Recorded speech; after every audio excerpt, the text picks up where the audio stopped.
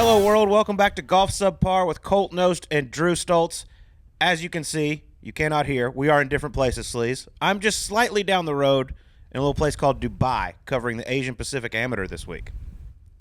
It's a little hop, skip, and a jump over there, about 13 hours time difference. Good to see you. Glad to see you made it.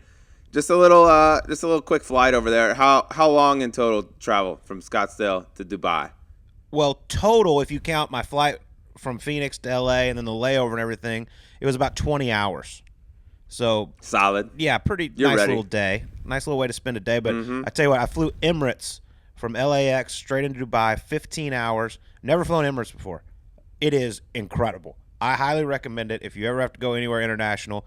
Had a full lay-down bed, nice little cubby hole, and in the back of business class, there's actually a lounge. It's got a full bar, bartender, couple couches. You just sit back there and chill and talk and tell stories. It's incredible. It felt like you were in your living room at 35,000 feet. Just a little club in the back of the plane. Yeah, it's not the worst case scenario. So you did have one of those little pods where you're all like quarantined off from everybody. You could just do whatever you want. Yeah, I had a little cubby hole in business. In first class, you got like your whole room. First class is a chair, an actual bed, and then you have access to a shower as well. It's like a hotel. Yeah. Flying hotel. Yeah. That's pretty nice. I can't complain. What's the vibe like over in Dubai? Obviously, I've never been. I don't think hardly anyone's ever been. What's the scene like over there? It's like a little Vegas, right? They got the strip with all the hotels and stuff. Oh, this place is enormous. The skyline is just gorgeous, and the golf course, the golf course is really open, and the skyline kind of frames the whole place. It's beautiful. Got here on Saturday night. Place was going pretty good. Went to a couple different places, checked them out. Sunday is actually the first day of the week here in Dubai. It's actually a work day. So Sunday, even though it was Halloween, was pretty quiet. So I'm looking to get amongst it later on in the week. We'll see. Sunday was a little quiet though, but it is hot here. And this is the cold time of year here, is what I've been told. But it's about 90 degrees, rather humid. Got out onto the golf course yesterday. Saw some of the kids. We got 8 of the top 100. It's the Asian Pacific Amateur. So obviously, all the Americans and everything are not here, but you got 8 of the top 100, including the number 1 ranked amateur in the world, Nakajima, who is just an absolute stud. There's a kid here that has won this Asian Pacific Amateur twice, named Yushin Lin, plays at Florida for J.C. Deacon. J.C. refers to him as the Prince of China. He's a little high maintenance, apparently. But J.C. coaching him up. He was probably terrible before J.C. got his hands on him. Now he's the world's best. Oh, well, he's won this tournament twice, played in the Masters twice, played in the Open Championship, followed him around a little bit. The kid absolutely flushes it. All these kids flush it. And I would imagine probably because they dial their game in with Rapsodo, wouldn't you think? Well, 100%. I don't know any other way to do it unless you got 25 racks laying around. You want to just dump on it. I mean, it is such a great, cool little machine. $500, every bit as accurate as those expensive ones. You can record your swing on it. Gives unbelievable numbers. I dialed in my wedges with it all week before I came to Dubai because there is a lighted par 3 course we might be stepping out onto later this week. So I got to have those wedges dialed, and I did it with Rapsodo. Of course, dude. You get an accuracy within 2% of one of these TrackMan, something that's going to cost you $20,000 plus. Store your swings in your app. You can review your data, check on your thing, check on your swing speed. Are you going up? Are you going down or whatever? I actually went out in the backyard this weekend, Colt. Didn't make my way to an actual golf course, but went out to the backyard, fired a few into the net, and I think it's comeback season for the Sleaze. Now that I got Rapsodo, I can dial in my digits, and that way next time I get out on the track, nothing can stop me. Yep, you can use it indoors, outdoors. Our good friend Mark Blackburn, PGA National Teacher of the Year, uses it, so obviously it's a great product. And you mentioned, you're getting dialed in. This is your time of year. Mayakoba. Your PGA Tour start. Dude. It's right around. Don't think that hasn't crossed my mind that a Monday qualifier is not out of the realm of possibility for the Sleaze. The people need me down there, dude. They embraced me my 1 year down there. My 36 holes that I was there, I really felt like one of their own, and it's hard to watch it on television. It's just so bittersweet. If you would have had your Rapsodo, you would have definitely been around for the weekend. But make sure you go to rapsodo.com/subpar and use code subpar at checkout for $75 off. I mean, how good is that? $75. This thing is really, really good. Like I said, unless you're a tour pro and you need a TrackMan everywhere you go, get one of these. It gives you all the data you need, and it's like traveling with a TrackMan, but all you need is your phone. It's really good. I love it. Well, Sleaze, I miss you. I'm a long ways away from you. I'll be back next week. Just got to make it through this Asian Pacific Amateur. I'm a little nervous with some of the pronunciations of these names. I met a lot of the kids. I was like, okay, I need to know exactly how to say your name. There is one that I'm borderline terrified of, and I got to scroll through my phone. Give it to us right here. Do I want to hear it? Okay, practice let me find right it real now. quick. Get a practice run in. Oh, well, his first name's Pewitt. Okay, he plays at San Diego State, and his last name. Oh, they didn't even type it on here. I got to find it. Actually, here, let me dig this out because you got to hear this last name. It is absolutely. You're gonna look like, when they pan to like NFL games and you see the O coordinator, the head coach, and they have the big like laminated printout with all the plays and the sets and stuff. You're gonna need one of those walking around this week. Well, Make sure you don't. His last these name kids' is parents so. are watching, man. His last name's so long it doesn't even fit on the sheet. You just need a nickname. You say it one time and then you give him a nickname and then you just call him the nickname the rest of the time. What's his name? Pewitt? Pewitt Anapan Susi. He's from Thailand. He's the 43rd ranked amateur in the world. I felt bad for him. I met him. His clubs, he plays at San Diego State, flew through San Francisco. His clubs didn't show up. Nice. Clubs. He calls the airlines and they're like, "Is it a black bag with a big SD on the side?" And he's like, "Yeah." He goes, "Yeah, it's sitting here in San Francisco." He's like, "Well, can you get it over to Dubai pretty quick? I got to play this tournament where I could possibly get in the Masters." Here, dog. Yeah, can you put it on the little 3-hour arrival? Oh, that's a nice deal. Fly across the planet and don't have your sticks show up. It's also you this week. Not only the pronunciations are going to be tough. You're going to have to work on that, tighten that up a little bit. But also, watching the best amateurs in the world are going to make you feel really shitty about yourself because of how good these kids are now. But this is such a cool event because there's 30 countries represented, I believe, but they're aged from 15 to 63 years old. So there's some that's not going to make me feel too bad. Great story for you, okay? So sitting down at the bar last night, get a text from Jeff Quinney, coaching at Oregon now. He goes, "Hey, one of our players is there playing. His name's Yuki. Go say hi. He's a little short guy. He's great. He bombs it." I'm like, okay, perfect. I'm walking around the golf course today. I head to the range. First person I see this Oregon duck bag. I'm like, oh, that's got to be him. So Matt Rollins, the Titleist Rips there. I was like, I got to go say hi to that guy. Quinney coaches him. He goes, "Oh, Yuki, he's basically the Asian version of you." He goes, he gets amongst it. And I'm like, I got to go meet this guy. So I go over and talk to him. And I was like, "How's it going with Coach Quinney?" He goes, "Oh, I love Coach Quinney. He tells us stories about getting drunk with John Daly and then asks me what Japanese beers and sake I should drink." I was like, God. Yeah, he's a perfect role model. Yeah. He's molding the youth, Quinney. There's Jeff. Nothing. I'm very excited for Coach Jeff. I'm also a little terrified of what he might actually be teaching the youth. The fact that he is molding them is something I thought I'd never see before. But that's good. Yuki's over there. Yuki, the version of you, except he hits rockets apparently. He does smash it, but I love it. Hey Yuki, go hit some wedges. And by the way, which Japanese beer is your favorite? Yeah, that's all you need. What else? Normal coaching stuff, dude. Normal coaching stuff. All right, well, let's get into. It's going to be a fun week for you over there. Hey, by the way, the golf recap. They played the Butterfield this week down in Bermuda. Lucas Herbert, just like we said, the guy we talked about all last week, said this is Lucas or it's nobody at the Butterfield. He won. Of course, it was Lucas. Australian, veteran of the Asian Pacific Amateur, actually has played in this tournament. Nice. But yeah, that obviously came out of nowhere. Like I said, I'm 11 hours ahead of Scottsdale time. I didn't know what was going on. I saw they went early. We were sitting at dinner last night. I was like, oh, I wonder who's winning. Pulled it up and it was over. And some of the guys I was with are from Australia, and they went nuts. They loved it. I was like, all right, cool. Yeah, they went early. Then they actually had a delay in the middle of the round because the wind got going to like 40 and it was raining sideways, so they delayed him a little bit. But he ended up winning. Full disclosure, I'm sure you don't know much about him. I don't know a whole lot about him. Never really heard him speak before. Watching his interviews before he won the tournament and afterwards, I'm in on this guy. All the Australians, dude, are awesome. I have yet to meet an Australian that I'm not like, that guy's sweet. Great dude. He was actually, I believe, the first one to ever get a penalty when they stopped allowing caddies to line up. I believe it was here in Dubai. He had like a 5-footer down the hill. His caddy, was him? His caddy got behind him. Caddy went away. He backed out, went back in, and they ended up stroking him. And I believe he lost the tournament by a shot. He was the first one to get penalized. He was a sacrificial lamb. Yep. Like, we got to do it to somebody, but we can't do it to one of the – yeah. All right. And he's won in Dubai, too, so he knows that terrain. Maybe holler at Lucas. He could coach these kids up a bit. No doubt about it. Well, let's get to our guest this week because this is a fun one. A guy who's had an unbelievable story, just had an incredible documentary come out on Netflix called Breaking Point. Mardy Fish joins us. Hell of a golfer, obviously an unbelievable tennis player, but what a story he has.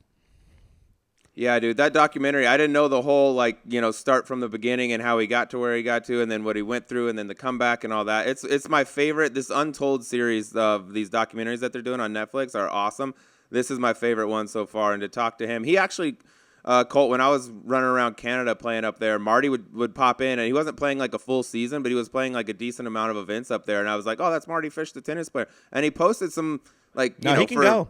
Professional athlete from another sport. I was like, damn, I didn't know him at the time. I was like, damn, that's pretty respectable scores there for a guy that, left the top of the world of tennis and just decided to play some golf. Well, last year when he won the American Century, he shot 63 one round.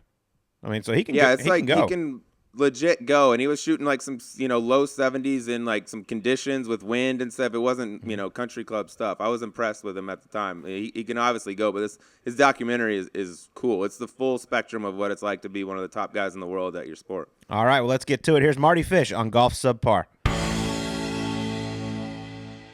All right, our next guest racked up 6 singles and 8 doubles titles as a professional tennis player, getting as high as number 7 in the world rankings. He's the captain of the U.S. Davis Cup team.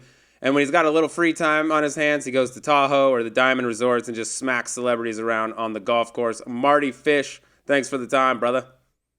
I appreciate that. Thanks for the intro. That's a nice intro there. He wrote that. I had nothing to do with that, Marty. You know I wouldn't be that nice. I'm not sure about that smacking around. When the last tournament I finished, I think 7th or so. So that's not the definition of that. Yeah, we've been to the truth here in some intros, but I feel like that wasn't too far-fetched there. You've had a hell of a run on the celebrity circuit. Thank you. Well, it's a bunch of defensive tackles and a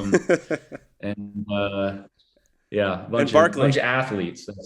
Yeah, that's pretty much it. A bunch of athletes. Well, you've been in the news a lot lately because of your incredible documentary Breaking Point that's on Netflix. And Sleaze and I have both watched it twice. And, I mean, first off, congratulations. It was absolutely unbelievable. How long has that been in the works? Yeah, thanks for watching it, guys.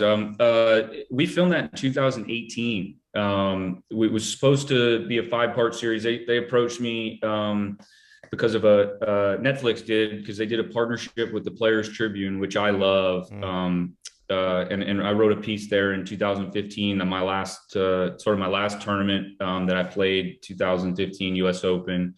And it was just about like my journey at the end of my career, my sort of trials and tribulations with my mental health issues, severe anxiety disorder, and sort of getting a grasp and a handle on that and how I felt. And just how it went down, and so that piece came out. We took that out the first day of that tournament there in 2015, and got a pretty nice response from it. I mean, there's not a ton of athletes that are coming out and candidly speaking and being open and vulnerable about their mental health, and so we got some nice nice friendships and stuff. People reaching out and stuff. And so fast forward a couple of years and Netflix and Players Tribune are partnering to do a 5-part docuseries on 5 different articles that the Players Tribune wrote or had on their site. And Netflix wanted to turn those into a docuseries and they picked one of mine. So a lot of things came together with that because I've been open about my mental health issues, but I guess strategic is maybe not the word, or just, I've been tried to be smart with like who I open up to and who I talk about, try to pick my spots and pick my battles, and the platform of Netflix. And again, loving the Players Tribune and just the monster platform of Netflix came together. And then the guys that did they actually directed it and produced it, the Way brothers, Mac and Chap Way, they're, I can't even say enough good things about them. They're just phenomenal. If you Google them and ever get a chance to watch anything they've done, they're young brothers that do these documentaries, and they've won Emmys and all that stuff, and just phenomenal. And so they had a little bit of a history of mental health, and they had a great knowledge of tennis, growing up around a guy that I played with, Sam Querrey. So it was kind of the perfect storm, right? Where like it's this huge platform where people can really get it out there. somebody that's really, really good at, because I don't want to be known as like Mardy Fish, the mental health guy. Like it's Mardy Fish, the tennis player that struggled with mental health, and here's his journey and here's his story. And so I was a little bit nervous about that being my sort of my end game or whatever is like just the mental health side. Because I was pretty good at tennis. And so I don't want people to forget about that, I guess, even though it's been a while, selfishly. So it's like trying to fit those two in, and man, they did a great job of sort of highlighting the journey, my story, the sort of journey of tennis players specifically, and just how hard that sport is, from a young age, and just how we're trained, and just trained to, and maybe a little different than golf in terms of like staying in the present, staying in the moment, never showing any weakness or fear, or like just never showing negative stress ever. And just we could play for an hour, we could have a match for an hour, we can have a match for 5 hours. I've had both plenty of times, and you have to stay in the present the entire time. And I've been lucky enough to play some golf tournaments where I've done that and been exhausted coming out of it, because it's a long round of golf, and it's a long time to sort of be in the moment, be in the present. You sort of have to go other ways and take your mind out of those types of situations to where you can focus in on your shot once you get there. And tennis is the opposite of that. And I love learning about the mental side of sports, and I try and pick a lot of sports athletes' brains on how they work on the mental side of the game and stuff. And tennis is brutal. It's brutal on it. And so, the rest is it's kind of the story of my journey of, like I said, just the journey of my career, and then the sort of the history of mental health, and just educating people on mental health. Yeah, the response to this thing has been spectacular. I mean, you look over Twitter, I mean, everybody is raving about this thing. I'm sure you've been just bombarded with messages, but is there any one person in particular, athlete, entertainer, whatever, who's reached out to you and said they watched the show and loved it, that just kind of blew you away at the reach of this documentary? Yeah, I mean, I'm a huge Ted Lasso fan. Jason Sudeikis reached out and said, I think he said something like I was a badass or something like that. I'm like, I don't know about all that, but he was just super cool. Look, I mean, there are a lot of people. That's cool, obviously. Like, I'm a fan of that show or whatever. But like, the real awesome stuff is when an athlete or anyone really would reach out and say, I've been struggling with some anxiety issues or some panic issues or depression, whatever it is. And this doc helped me. This talk, I had one lady reach out. I remember, because again, there's thousands of them, and I've tried to respond to every one of them. But there's one in particular that got me early on. That the lady said that she watched the documentary and immediately called her boss and said, I will do the sort of the interview in front of, or not the interview, but the presentation in front of the other company that we're trying to merge with, or something like that, because she couldn't get up there and do it because of her anxiety wouldn't allow her to actually get up in front of people to do it. So immediately called her boss and said, I'll do it tomorrow. It's that type of stuff that's like, that really reaches and really, sort of cements the fact that it seems to be helping people just by watching a simple documentary. And that was the whole goal, man. I mean, that just the to give people a success story, to give people someone that they can say, oh yeah, I remember him, or I remember that name. Or even if they haven't heard of me or didn't know anything about tennis, they can use the Google and check it out, and just go, okay, there's a success story, someone who was really struggled, who was really at rock bottom, almost to a place where I was afraid I was going to hurt myself or others around me, all the way to a point where I got back and I played in the US Open again, and won matches, and was back in the fire, and played at another elite level. So like, that was the goal, was to show people that it can be done. And so it's those types of people. It's the athletes that reach out as well, that say, hey man, I totally know how you feel, and I've been doing that same thing. All the way from, like I said, actors to every sport you can imagine. Just it's just been a really overwhelming response. Well, you deserve it because it was incredible. But I mean, if it's you or Michael Phelps, Simone Biles, I mean, athletes these days just seem so much more comfortable with talking about mental health, whereas in the past, I don't think they did. What do you think changed to make? I mean, you're obviously one of them. Make athletes more comfortable about talking about this subject. I mean, I think it's athletes coming out and saying that they've dealt with these issues. I mean, like if you do some educating on mental health, there's tens of millions of Americans that deal with some sort of mental health issue every day. That's all, that's obviously a lot of people. And, when you can get, and I know Naomi Osaka well, obviously from tennis, and I've never met Simone Biles, but obviously a fan.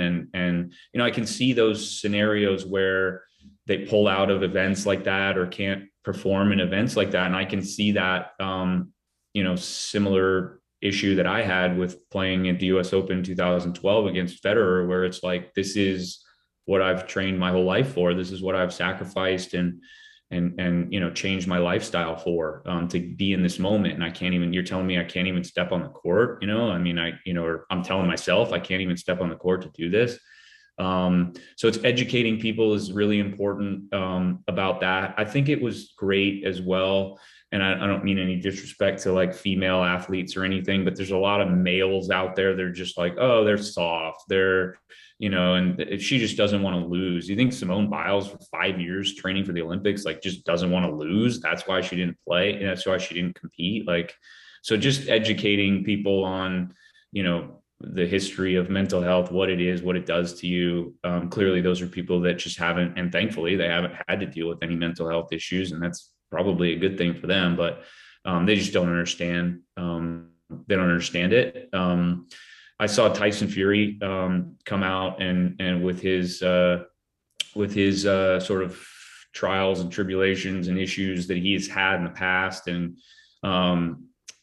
there's a great example of someone. I played a non-contact sport, so it's hard for me to like kind of go, yeah, I'm tough. Like I played tennis as a country club sport, and so having someone like Tyson Fury or having these football players kind of come out and just say like, yeah, this affects me as well. Like I struggle with my mental health sometimes. And I think that's huge. I don't mean any disrespect to like them at all, but just like having the heavyweight champion of the world come out and say he deals with mental health issues, like nobody's tougher than that guy.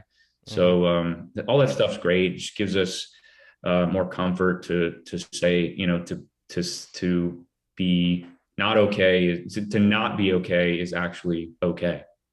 Yeah, I think you guys have opened the door. Then the pressure that you guys feel, I think, is something that the average person will never even come close to feeling in their life. But going back to the documentary, one of my favorite parts that I found most interesting was you as a young kid, like your come up, right? At age 16, you go off to Saddlebrook Academy. It's all tennis all the time, and that's where you kind of start to be taught about mental toughness, right? Well, looking back on that now, what would you tell a young Mardy Fish about what they were teaching you at that time?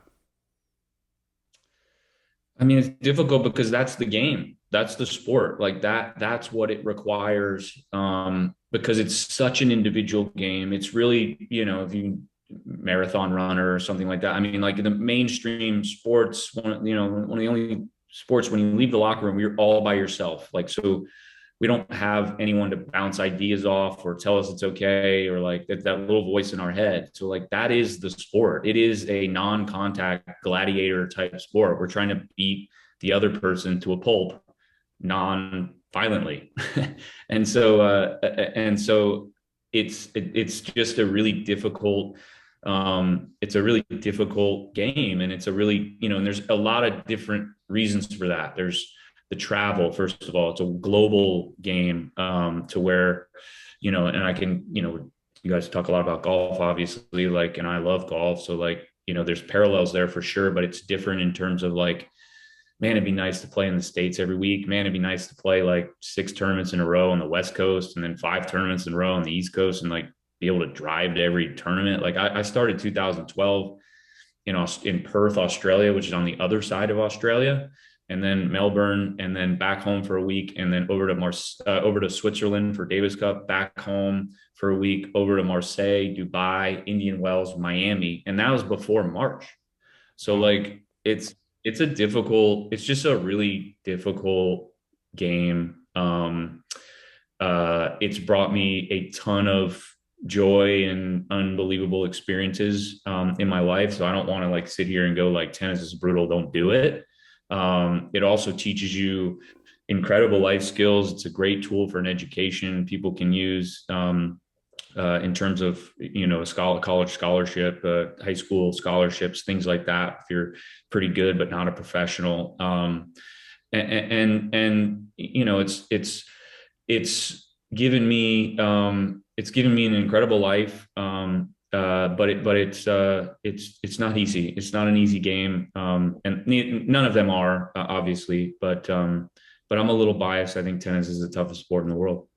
Yeah. I mean, I have no idea because I don't play it, obviously. Shockingly, I know. I'm pretty nice with the racket. But, we've had, Marty, we've had a ton of different athletes on here, and we like to get to know, like, kind of pick their brain a little bit. And one thing we find out is most all athletes are very, very superstitious. Was Mardy Fish superstitious at all when he played? And if so, I need to know the most ridiculous thing you used to do. I mean, I don't even know if they were ridiculous. I mean, I was really super, so like same restaurant night before a match. If you're in a Grand Slam, you have one day off in between, so you can get that break. If there's not a Grand Slam, it's the same meal like every night. It's a lot. I used to not, after the point, if I was on the court, I used to not I'd step over lines. I didn't want to step on the lines. And then I would also draw an imaginary line, like past the baseline if I was walking like outside the court. And so I'd step over that imaginary line as well. Get the balls from the ball kid on this side for the deuce, that side for the ad, have to come from them. Like if it's not coming from them, I got to move. They have to move the balls over to the other side, and then I got to get it from them. Same stall, obviously, in the bathroom, same urinal, bathroom. Like that's normal stuff, I feel like. Can't be the first one, can't be the last one. It's got to be something in the middle. So there's, I have fairly normal stuff. Yeah, just a few. Not really any superstitions at all. It's got Nadal picking his wedgie before every serve. I mean, I want to know how Nadal started his. That's just OCD. I mean, what is that? He does it on every serve. It's like his underwear's never in the right spot, dude. But there's never, it's just an OCD. I mean, it's like a tick for him. Like he does the same thing with the hair. Yeah. It's the same thing, and then he does the undies, and then and then he's like getting his grip and getting his. If you watch, like his foot is like moving a little bit as well. Like he's unique in that regard. The water bottles the same. Like if I was a total jerk, like I would. If Lendl played back in the day, if Lendl played in Nadal's era, Lendl would walk over and like kick over like his water bottles and like. What's he doing with the water bottles? He puts the water bottles like perfectly at an angle, like in the exact same spot every time. The water and then the electrolyte drink, like in the exact same spot. He has to walk across the net after you.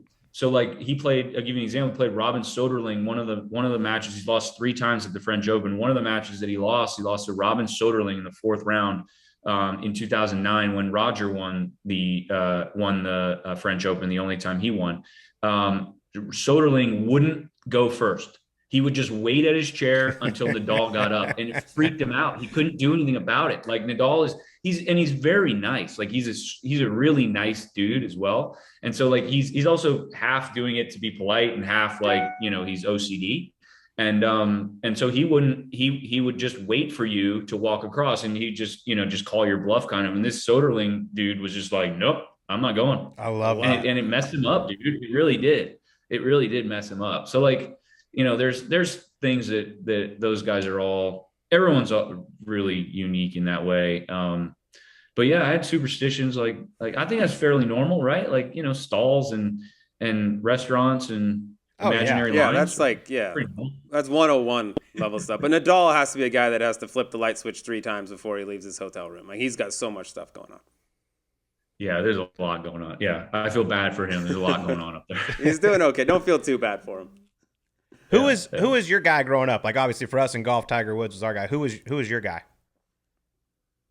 I mean, look, I came after an era that was incredible, right? Like Sampras, Agassi, Courier, Chang, Martin, Washington, guys that were Americans that were competing slam in, slam out for titles, playing against each other. I mean, how many times did Pete play Andre? It was such a great, and then before them, Connors and McEnroe, Gerolaitis and those guys. I mean, they Arthur Ashe, Stan Smith, like this is incredible history of U.S. tennis. I loved watching Todd Martin, honestly. Like we had like a similar style. I know he wasn't like a Grand Slam champion. He made 2 finals, but in the U.S. Open in Australia. But I don't know. I loved like we played similar styles. We weren't like from here to there, super fast. It was more, I think there's like two types of athletes, like a run, jump, sprint type athlete, like the LeBron James type, where he's just like crazy athletic. And then there's like a hands and feel and touch athlete like Colt, that like has the touch. Athlete, he called you athlete. May not be from here to there a 40-yard dash quite as fast, but like has great hand, like would dominate in a bar. You know what I mean? Like pool, ping pong, darts. Love this guy. That's an athlete. Shuffleboard. Yeah. Love this Shuffleboard. I mean, so I was that type of athlete. I wasn't the fast, sort of, and so was Todd. And so I don't know. I gravitated towards him a little bit. You came after a great era of tennis, but you also came in during maybe what could go down as the greatest era in tennis. You got Nadal, Federer, Djokovic all coming out. To put that in like a golf comparison, is that the equivalent of like coming up, getting your tour card, and then all of a sudden there's 3 Tiger Woods 2000 out there that you got to compete against? No, there'd be a Jack, Tiger, and I don't even know who's Hogan? third. Who's third? Yeah. I mean, Hogan. Yeah. I mean, like honestly, like, but all of them would be at 20. They're all at 20. Yeah, they're all at 20 right now. Those 3 guys, they've taken everything from us. They've taken our legs, our souls, our bank accounts, everything. They are, we'll never see a generation like this. We'll never see 3 guys like this. It'd be amazing if we saw one guy like this again, one person. We had 3 in the same era. It's my opinion Djokovic will go down as the best player of all time. I think he'll have the most slams. I think Roger's probably done in terms of winning big events, which is a bummer, but, father time. I mean, he's 40 years old now. I think Rafa can win the French a few times perhaps, but I mean, there are guys that are closing the gap and there's a lot of young guys coming. So yeah, it'd be like Tiger or Jack. It'd be like Jack, like 3 Jacks really, like, a Tiger, a Jack, and another Jack. That would be, all there tied, just taking everything from everyone. Very selfish. Yeah. Doesn't leave much room for everybody else. Was it one of those things though, like when you and for other players, like, the bracket comes out and you're like, okay, I can go here, here, here, and then I'm going to run into Nadal, Federer, Djokovic. Like, do you kind of look ahead and be like, okay, this is where I'm probably going to have to get to them? I mean, when I was a crappy player, no. I mean, I'd love to play one of those guys. When I was like pretty good at the, sort of middle of my career or end of my career, like there was a U.S. Open. There was like, look, I mean, tennis is different than golf in this way. Like the better player wins a lot, yes. Right? Like a ton, way more. That's what makes what Tiger did so amazing, because the competition was all there and he was just so dominant. It's what like Phil's doing in the senior tour. Like you win 3 of 4, like you're way better than those guys right now. Mm-hmm. And so if in tennis, like in 3 out of 5 sets, especially, like if you're better than someone, like you're probably going to get them, and barring an injury or like your body breaking down or something like that, you're probably going to beat them mostly. There was like 1 or 2 slams that I entered where I was like, I actually legitimately think I can win this tournament. Not many, because of these guys, like it was just so hard. You had to beat 3 of them to win the whole thing. But I honestly thought that like 2011 Wimbledon and the US Open was the one. US Open, really, like I entered that tournament thinking like I can win this tournament, period. My 4th round was this Joe-Wilfried Tsonga, who I lost to in 5 sets. He's an amazing player, French guy, unbelievable athlete. And then I would have had to play Federer, Nadal, and Djokovic. Like just after I would have, if I would have beaten him, which I didn't. So like, yeah, the quarters would have been Fed, the semis would have been Nadal, and the final would have been Novak. And like, what are you going to do with that? I mean, it's pretty Yeah. hard to win slams with that. And we saw, you know, the ones that have done it. The only one really is Del Potro in 2009. He beat Nadal in the semi, Fed in the final, came back from 2-1. And the other one was like Marin Cilic, who's a Croatian player, amazing player. He won the U.S. Open, I think, in 15 or 14 or 15.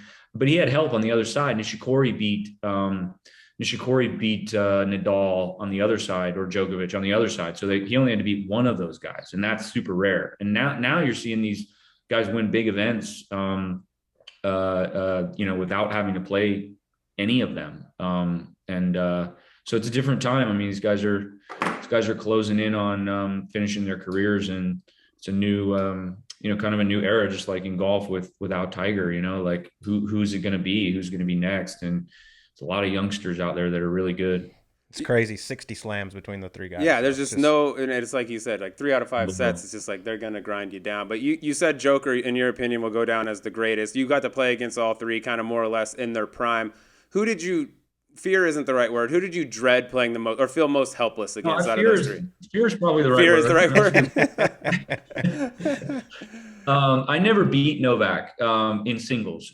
He was the one that I could never never be comfortable finding any holes. Like, you know, it's 30 all and I'm serving and there's a spot that I can go that I feel comfortable winning this point. Against Nadal, he wasn't an unbelievable returner. He actually didn't like playing bigger servers. I had a bigger serve. So like, I actually played him fairly well. I only beat him once, but I played him tight a lot. Federer, I only beat once as well, but played him tight too, because he was pretty loose with like a lot of points. Like he would turn it on and off very easily. Like you could tell if he felt threatened. He's like a lion, you know, like where like he was like laying down, and if he felt threatened, like he'd stand up. And like, you know, the lion would stand up and his big old mane would be like that. Like that's Federer in a way that like, if he felt threatened, he'd get up a break right away. Or like he'd go, I'm going to crush this guy. I played him in the final of the grass court tournament in Halle, Germany in 2004. And he was up 9-0. It was 6-0, 3-0, like in 20 minutes, you know, and I'm like, come on, man. Like, you're going to do this to me? Like, I thought we were friends. And then he let me hold the rest of the way, and he beat me 6-0, 6-3. So it was like, you can sort of tell. We played another match where it was in Cincinnati, final in Cincinnati. And I just felt like I was playing great tennis. It was like the perfect time for me to beat him, you know, again. And he just came out right away. First 4 points at 4 straight winners to break me. And it was 6-4, 7-6, like just like that. And you just felt that he could just pick up his level whenever he wanted. So like there were holes there, but if he wanted there to be no holes, then there were no holes. That's and he incredible. Never even sweated. Why is the guy not sweat? I'm not convinced he's an actual human. He's unique, man. And he'll play as long as his body or like his tennis will allow him, because it's not in terms of like, oh man, I'm tired of the road. And I'm like, you know, like he loves traveling. He loves hotels. He loves playing. He loves that lifestyle. He's all about it. And so he'll play as long as he can. Nadal is more of like his body will break down, I feel like, just in terms of how physical he plays. And hopefully, you know, later rather than sooner. Because he's awesome to watch. He's great for the game. We were really lucky. I mean, Novak gets a bad rap, but I think Novak gets a bad rap because he beats your favorite player every time. And like if Novak came out and played like the evil role, you know, or like the Connors role, where like, you know, just F off everyone, you know, like he would be a star. I mean, I think he'd be like one of the biggest athletes in the world, like almost like the Conor McGregor type thing, where like you just don't really care. It's all for show. And like, he's just trying to play that role. If he played like the evil guy role, which he's not, I think he'd be better suited as opposed to, trying to be liked, because he wants to be liked so much, and he's beating Nadals and Federers all the time, and everyone loves Nadal and Federer, either a Nadal or a Federer guy, right? Like like Colt, who are you, Nadal or Federer? Federer. Sleeve? Federer. I love him. It's like he doesn't even so try, and he either, just dismantles people.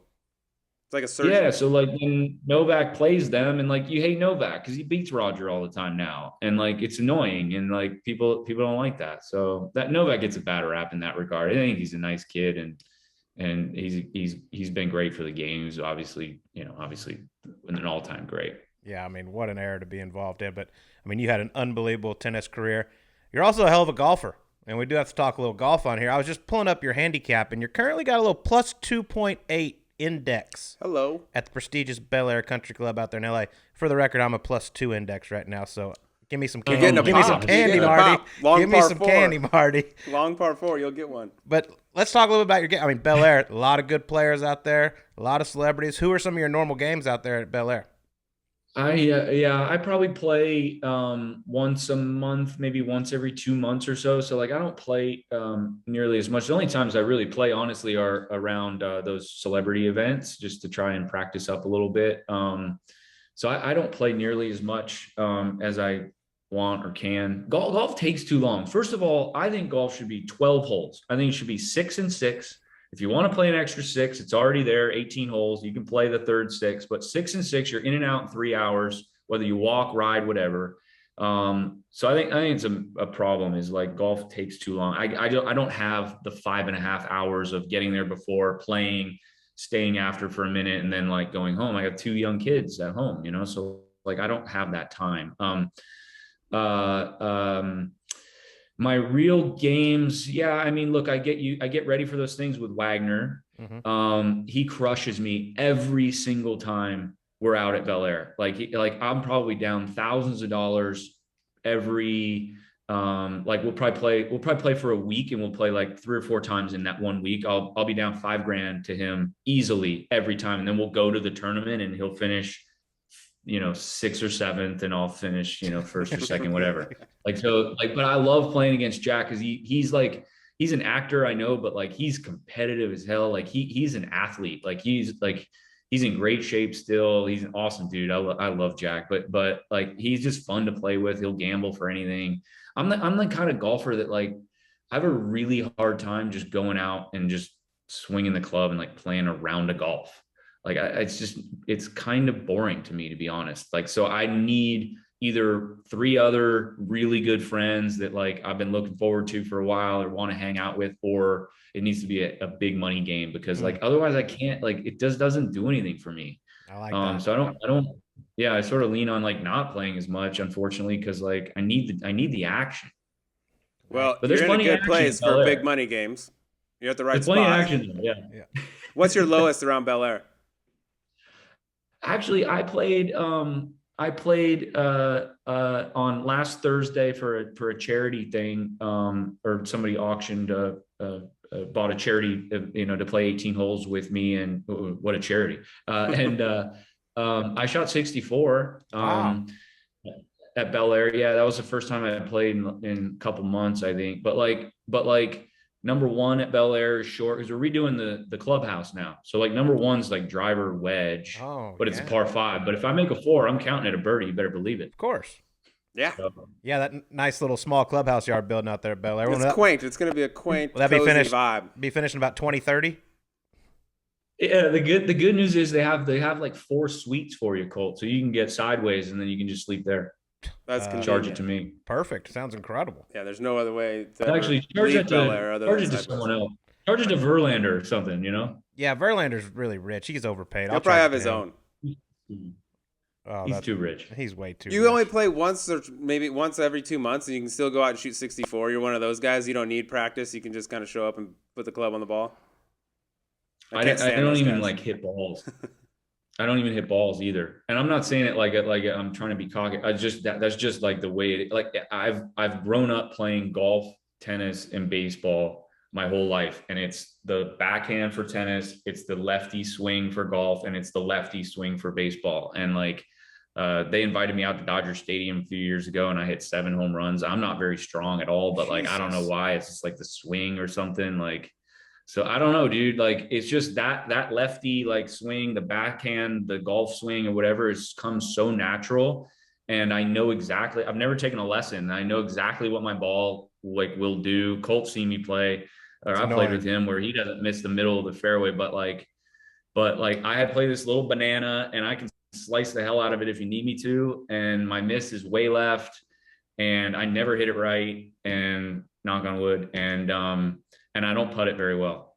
But I can hit it pretty good. That's about it. No lessons, no practice. Shoot 64. Yeah, no big You're deal. what I want to be. I mean, you shot the year you won at Tahoe. You shot a 63 one day, so you got to be able to roll it just a little bit. But that event in Tahoe is obviously extremely special, and one I know you've wanted to win for a long time. What did it mean for you to finally get that win, and who are some of the guys you look forward to running into at Tahoe every year? Man, we have a standing Wednesday game with Steph, Dell, and Seth now. They added another Curry to the tournament.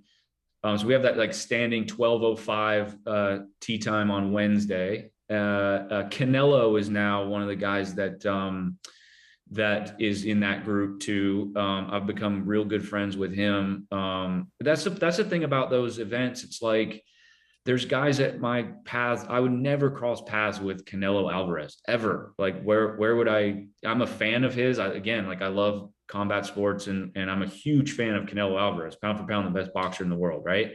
Like I would never cross paths with Canelo, and he played the tournament in Tahoe, and he's the sweetest guy ever, outside the ring, and he loves golf. Y'all should have him on here. He loves golf, and so we've become, we've made those friendships. Steph Curry's another one where like Steph and I, like, of course, everyone's a fan of Steph. We love, like he's a great golfer and a great dude and good family man, and just like the values that you want in a friend. Right. And like, I would never cross paths with Steph. Like he doesn't know who I am. And like, like how would I ever meet that guy? But there, sure enough, Tahoe, and the American Century guys do just such an unbelievable job of making it, just that week of the year. That so do the guys in Orlando too, where it's just like that week out of the year where you're just like, man, this is going to be fun. Regardless of how you play golf, man, it's going to be fun. It's just a bonus if you play well. That's so cool. But just real quick, by Canelo, he just picked up the game like 2 years ago. Yeah. And he's shooting in the 80s, it's correct? Incredible. Yeah, now he's down like high 70s. He's got a pretty good looking swing now. And yes, he picked up the game 2.5 years ago. Unbelievable. No joke. He has a security and it's not like he played when he was young and like and picked it up again. Like he literally picked a club up 2.5 years ago, and now he's shooting high 70s, low 80s. It's incredible. I love when him and Steph get in there and they do the little boxing, and he throws like 10 punches, and Steph has no idea what just happened. Who just hit me? I'm filming that. I filmed that. That's our Wednesday round. That's so awesome. Like, yeah.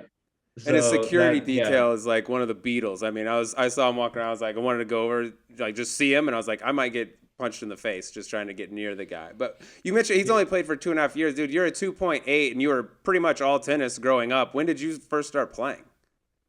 I played since I can stand. I've got videos of swinging a plastic club. It's same with my son. I did the same thing. So I'm a lefty, my son's a righty, and I have videos of my son watching me swing as a lefty, and then him swinging as a righty, literally at 18 months old with a plastic club. He's got a beautiful swing now. He's 7. Like, it's super fun. So I did that. That was my path. Like it was like, growing up playing tennis and golf, playing a little bit of baseball, but I played like junior golf. I played some junior events, city golf, 9-hole events, things like that.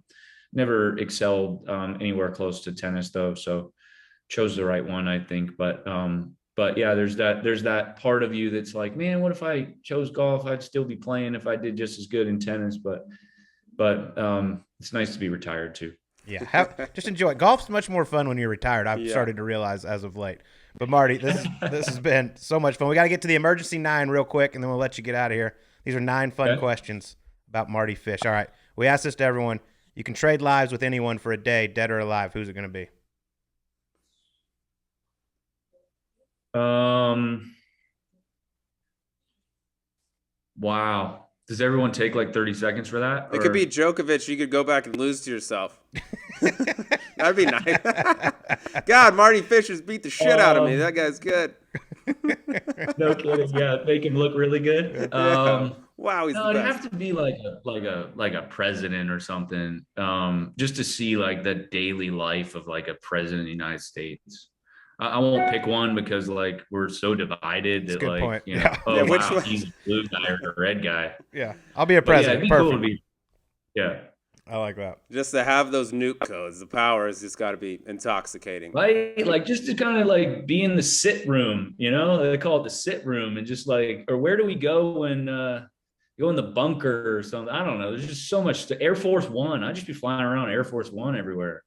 And you know everything there is about aliens. That would be a nice perk too. Fill me in if you ever Right? get that Yeah. gig. All right, next one. I will. Next one. You've been around a lot of great athletes in your day. Have you ever met a man with more unjustified self-confidence than John Mallinger? Mally, I mean, I love Mally. It's a great question. I mean, I'm trying to think like Unjustified, not just someone that's confident. Carlos Correa the other day pointed to his watch as the ball was flying in. Mally's still cockier than him. Yeah, I saw that. he actually did something cool. Fernando Tatis is pretty cocky. Mally's still cockier than him. Yeah. I mean, no, I haven't. That's the answer. And just so y'all know, now that we asked about Mally on here, it's going to make him even cockier. Oh, this is just going to go Even though we're straight to making his fun head. of him, he's going to be even cockier. Yeah, it's going to be He's worse. going to be running this thing. Yeah, he's going to be adding to the. He won't hear this. He'll be caught up in front of a mirror or something for an hour or two. All right, number 3. What's the first thing that comes to your mind when you hear the song "Where the Party At"? Oh, this is James, isn't it? This is Aptos. This is Aptos. This is James Blake. Told you about this. This is Aptos, California. This is like before we knew we turned pro, and before we knew we were playing like AAA type tennis and type tournaments. And James and I thought it'd be a great idea to rent a instead of staying in like the Holiday Inn Express, which is where we should have stayed with like what we were making at those tournaments. We decided to like rent some crazy like villa place or whatever, and all we played the entire time was "Where the Party At." Girls is on the way, where the Bacardi at. That. Yeah.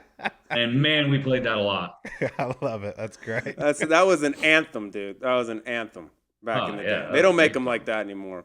Everybody's washed up. All right, I know you're a big MMA guy, like you said. And I think you even practice some mixed martial arts. So I need your opinion here. If Nadal, Federer, Djokovic, and Mardy Fish all got in the octagon, last man standing wins, who's coming out on top?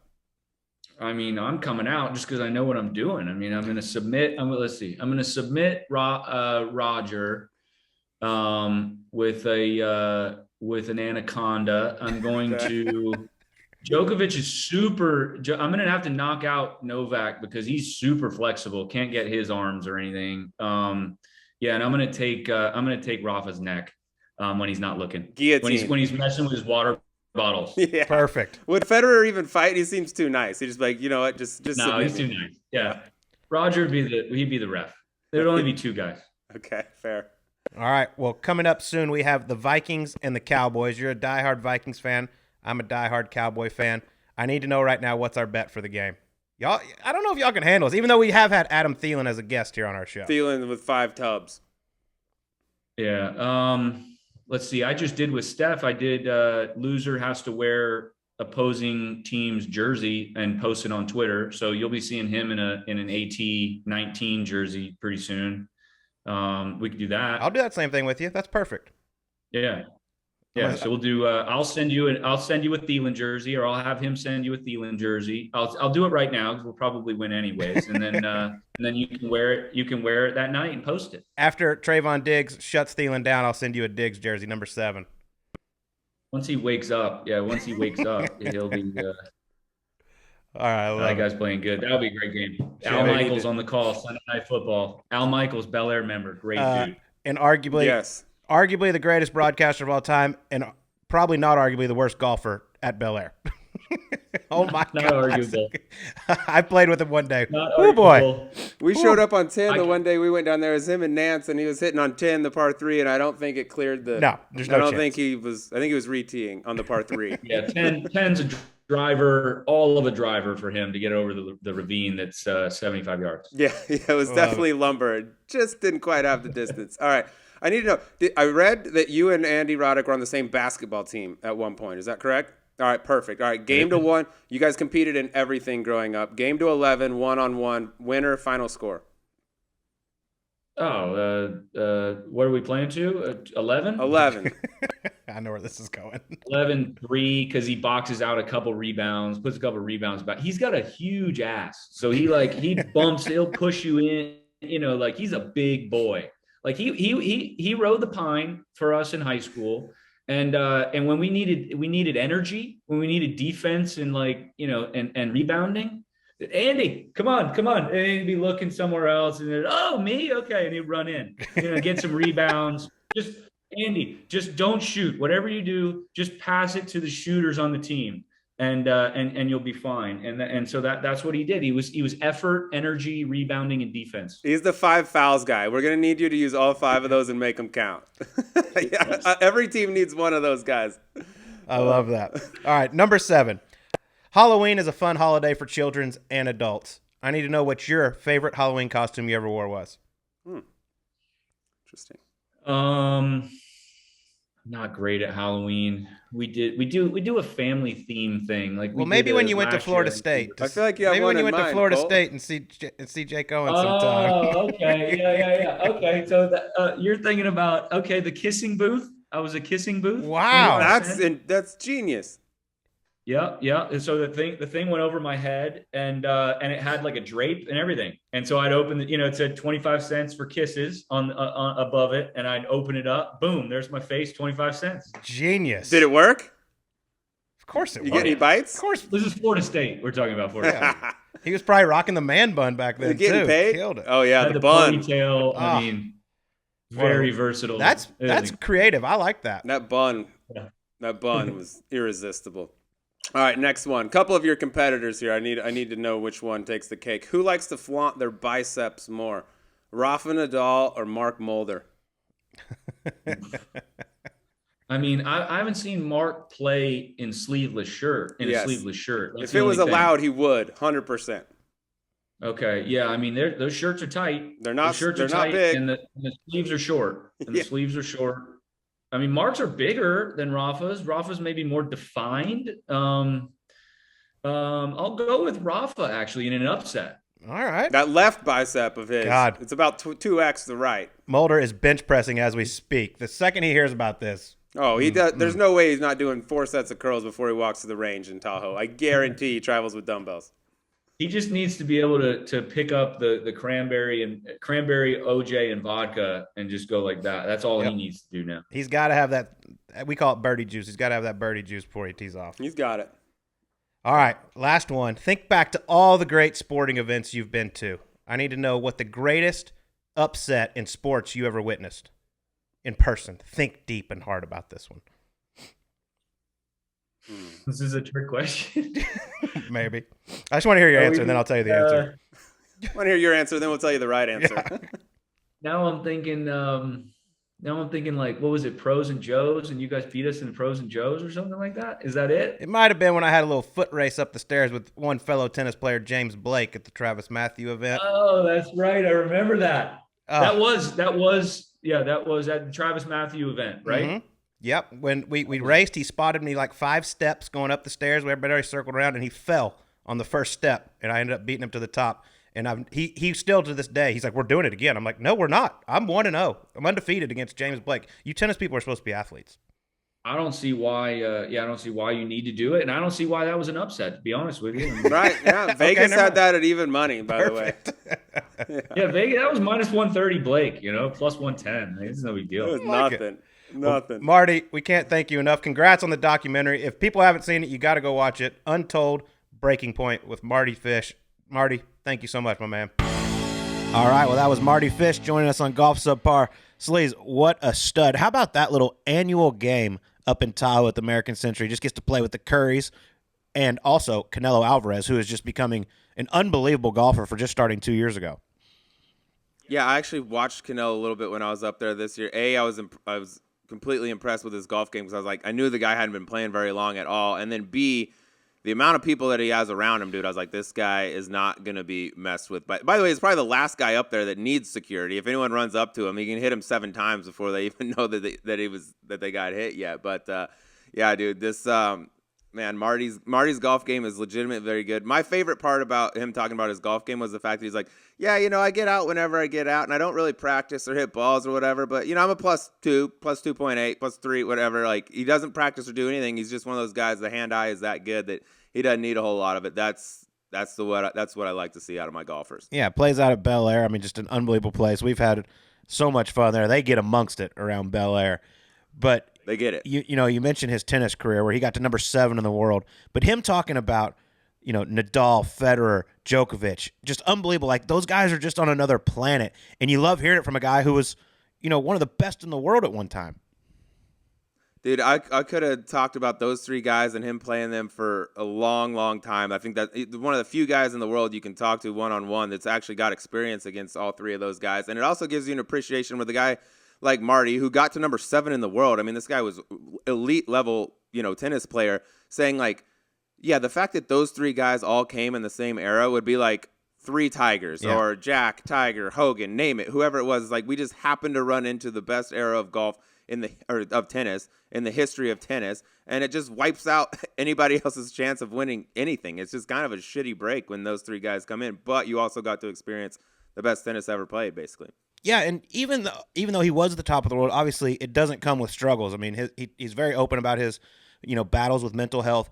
The Netflix documentary Breaking Point. I mean, if you haven't seen it, you got to go watch it. I know we've both seen it twice because we were interrupted the first time we were trying to watch it. But man, it's such a cool story. It shows that even these guys that are at the top of their game, it's not all just perfect every single day. Dude, it gives you an appreciation for those guys that like a Tiger Woods who stayed up there for so long. Nadal, Federer, Djokovic, all of them, the expectation levels are enormous. They're supposed to win every single tournament they go into, and they have all that, and yet they go out there and still perform. Like, it's a special, special trait, and I think we just turn on the TV and watch these guys and kind of sometimes forget about what's going on inside. It's a different beast, and very, very few people in the world can speak to what that's like. You're exactly right. Well, Sleaze, the golf season is back in full swing, and there's no better way to get in on the action than on FanDuel Sportsbook. Each week, we love looking through all the different markets and finding fun and unique bets like finishing position, matchups, round leaders, and group winners. And don't worry, if you missed out on getting your bets in before the tournament starts, FanDuel has live betting options all throughout the weekend, so you can always make every moment more. And if you win, Sleaze, how fast do they get you those winnings? Super quick and as little as 2 hours, Colt. And not just that, they got wide array. You don't want to just bet the money line. You don't want to just bet the spread. They got a wide array of options you can bet on there. You got player props, futures, same game parlay, which I've become very familiar with here in the last month or so. Live betting. If you notice something you like in a game, go ahead and fire it, get in on the action. And then you got the odds boost and specials every day where they bump up the money line. You can get paid a big digit on a game. They're picking one of those every single day. That one is also a very good one to keep your eye on each week. Yes, and right now, FanDuel is letting you place your first bet risk-free up to $1,000. Just place a bet on any game or golfer, and FanDuel will refund you up to $1,000 back if you don't win your first bet. Seriously, there's no strings attached. Just place any bet you want. If you win, you keep the cash. If you lose, you get your entire bet up to $1,000 back in site credit. All right, Sleaze, you're the expert this week. Mayakoba, your one PGA Tour Let me tell you everything I know about Mayakoba, okay, Cole? I'm going to start on hole number 1, all right? The guys are going to be nervous. There's no bigger stage in all of golf. No, I'm kidding. But yes, this is the home of my debut and my finale on the PGA Tour. I had a hell of a time. We had some good times down there in Playa. Maybe made some bad decisions in terms of, what I could and couldn't have done for the week that would have set me up better for success. But it's over. But now, you live and you learn, and now we're going to pick some winners this week. I thought you were going to tell me, let me tell you about Mayakoba. There's shit on the left and there's shit on the right. It's not There's good. shit on both sides. Yeah. If you use a driver you've never, ever used in competition, you're probably going to be fucked. Just word to the wise. All right. Well, we have a star-studded field this week. They have all come to Mayakoba. We got Justin Thomas, Victor Hovland, Tony Finau, Brooks Koepka. I mean, it is absolutely loaded. The defending champion, Victor Hovland is the second betting favorite at plus 1,600. I believe we both are very, very high on him this week. Big high on him, and props to this tournament too for like the trajectory that they've taken. They're getting some monster names down there, and this thing's really become a fun event that a lot of guys look forward to going to. But yes, we're both high on Victor Hovland, rightfully so. He's the defending champ. He's going off at 14-1, and I just like him around this place again. I think ball striking wise, if he gets a little breezy down there, we know the way he can hit the ball. His pitching around the greens has gotten better, and his putter is clearly good enough. But I don't find this place to be the toughest pitching. If you do miss greens on the PGA Tour, it's not as difficult as a lot of places. I think that weakness of Victor's gets shrunk at a place like Mayakoba. Yeah, it's just such a ball striker's golf course, especially since it's moved, to this time of year in November. It's the rainy season down in Cancun. It used to be played in February. The ball ran forever. It could run into those penalty areas a lot. Now it plays much longer. Really, really, benefits the bombers and guys who drive the ball very well, which not many do it better than Victor Hovland. Another guy I'm looking at, been playing some awesome golf, won in Europe recently. Billy Horschel loves this place, going off around 25-1 at FanDuel. Love him around this place. If you're looking for some more value, I'm going to steal one of your guys here, Sleaze. Russell Henley going off at plus 5,000, 50-1. Hey, feels good, doesn't it? It does. Feels good to get Russ in the mix, but maybe next week you take Corey Connors and just taste the rainbow, One Get week the at a whole time, thing. Sleaze. This is the problem. You get ahead of yourself. All right. I know, but yeah, that's what I do. And then if you want a real dark horse, you want to just sprinkle something on there for a big payday, I like Ryan Palmer at 100-1. Ooh, okay. All right. I see you with Ryan Palmer coming down there. RP, good win player, great ball striker. I'll give you my longer shot here. I went with Hovland at 14-1. The flip side of that, 41-1. Guy that's coming back, took some time off. Brain seems to be in a very good spot right now. Golf game also seems to be in a very good spot right now. Has all the firepower in the world you need, and it plays well in wind, obviously, an Oklahoma State guy. Matthew Wolff is at 41-1. It would not surprise me at all to see him be in the hunt on Sunday down at Mayakoba. All right, well, that's our picks for FanDuel this week. Hope y'all cash some tickets. And if you've never tried FanDuel Sportsbook, what are you waiting for? Go to FanDuel.com/subpar or download the FanDuel Sportsbook app to get started. Be sure to sign up with promo code SUBPAR so they know that we sent you. Must be 21 years and older, present in Arizona, Connecticut, or New Jersey. First online real money wager only. Refund issued as non-withdrawable site credit that expires in 14 days. Restrictions apply. See terms at sportsbook.fanduel.com. Gambling problem? Call 1-800-NEXT-STEP or text NEXT STEP to 53342. 888-789-7777 or visit ccpg.org/chat or 1-800-GAMBLER. And Sleaze, that's going to do it for us. Hopefully next time I see you, I'll make it all the way back across the world. I'll be back home in Scottsdale. Can't wait to give you a big hug and tell you all about Dubai. Take care of yourself and do me a favor while you're over there. If you could snag like a couple barrels of oil and smuggle them into your carry-on, yeah. Bring them back here because shit's getting expensive to fill up the tank over here. So just put your hands on whatever you can get and just bring it back over here. All right, I love it. I'll do my best for you. But thanks to everyone for listening. We'll talk to you on next week's Golf Subpar.